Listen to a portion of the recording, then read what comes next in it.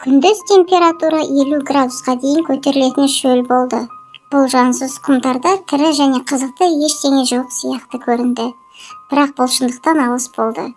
Бірде зерттеушілер тобы оның тарихын зерттеу үшін шөлге барды. Олар бұдан әрі не болатынына дайын болмады. Лагерден шыққан кезде олардың бір нәрсе қуып бара жатқанын байқады.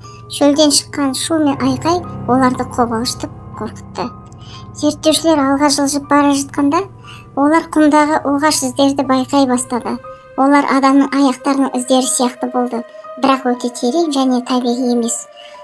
Топ қорқып, не істеу керектігін білмеді.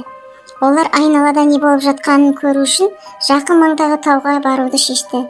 Бірақ олар тауға көтерілгенде қорқынышты көріністі көрді. Алыста өздеріне қарай жылжып бара жатқан бір түрлі фигураны көрді.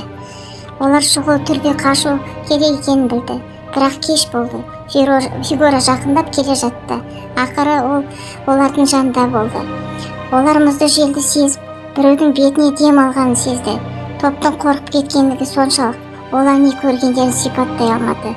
Зерттеушілер қорыққандары сондай, өз лагеріне қашып кетті және ешқашан бұл шөлге оралмады.